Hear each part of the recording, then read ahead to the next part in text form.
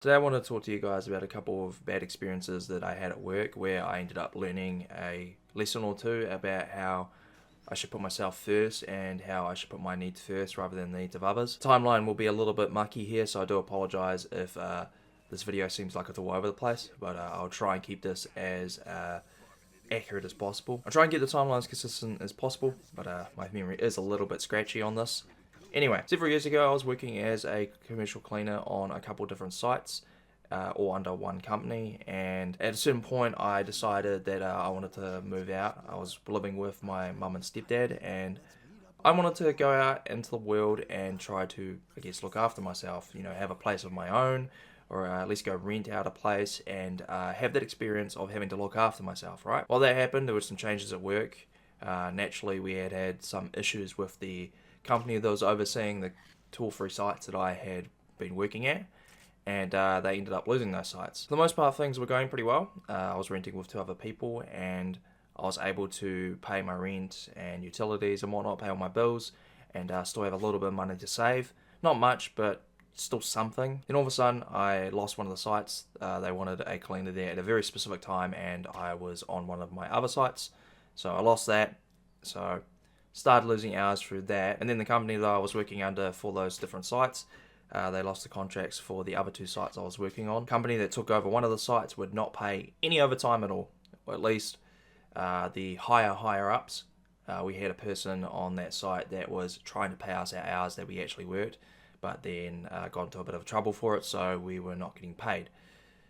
Or we weren't getting paid overtime, I should specify. And on the other side, I had a company where I had a very pleasant experience with them, to begin with anyway, and at a certain point, far further down the line, after I had stopped renting, they decided with that particular site they were going to bring in a couple, I don't think they were immigrants, but like overseas people, and basically what I understood at the time was that they could pay those people pennies on the dollar compared to what they were paying me, which was already minimum wage. And in both of these experiences, I waited far too long to walk away because I cared too much about being loyal, and on one hand, as well as putting too much work on other people. Going back a little bit to the first site that I mentioned where I was not getting paid overtime, what happened there is I got promised to be taken to another site, to be transferred to a site where I would be basically the supervisor, or I would be working on the site by myself and I'd be working a whole 8 hours.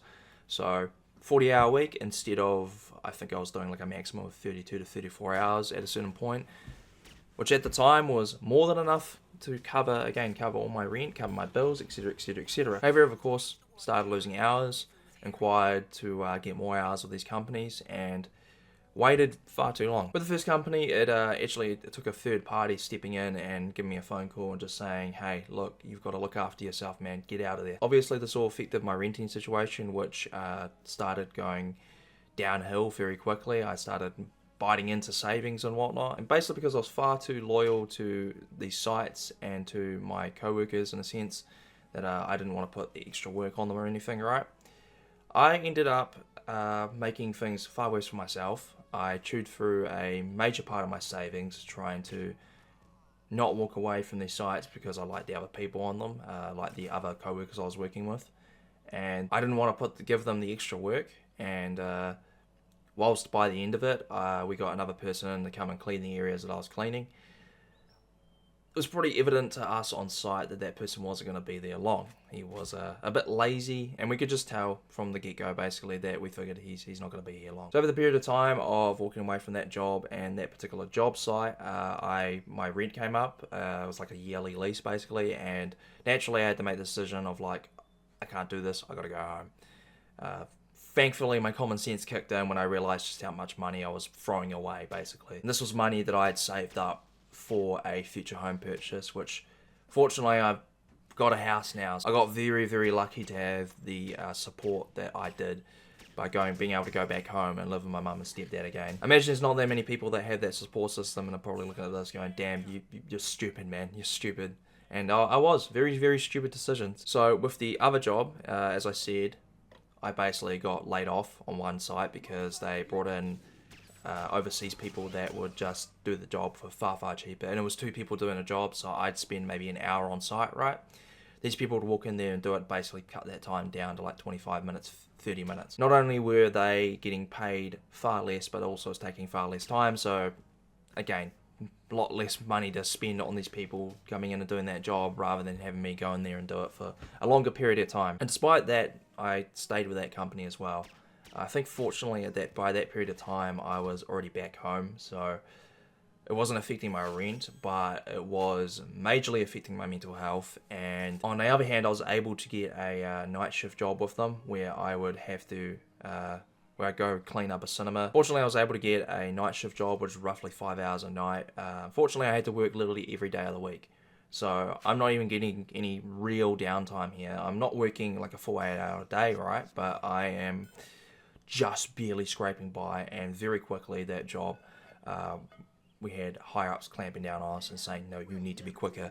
So we'd start at like 11 o'clock at night. I'd be home at like 5 in the morning and go to sleep. That changed to starting at 11 o'clock at night and being finished by like 3:30 in the morning and being home by like 4 and then go to sleep. So it's like clearly not ideal. And again, because I got along well, I guess, or I didn't have any problems with any co-workers or anything, like I didn't want to walk away and leave them with any extra work to do, because cleaning naturally here, at least in New Zealand, I imagine everywhere, cleaning is something that is just like a bottom tier job. Like you're getting paid fuck all for it. You're getting paid nothing for this job.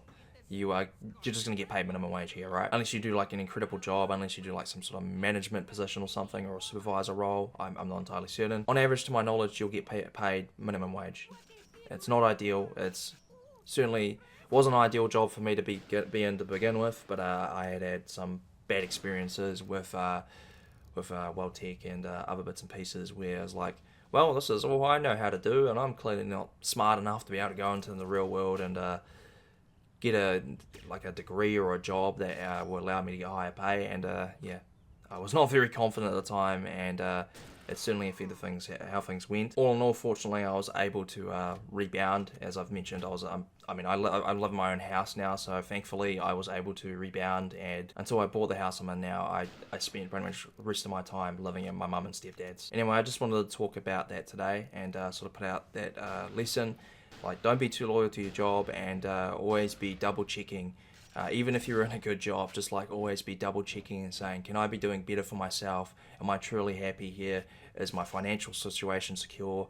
Am I able to pursue my goals? I apologize for this being a bit rambly, but that was kind of the point of this video, and hopefully I managed to get that through to you guys. Anyway, thank you for listening, and I'll catch you guys later.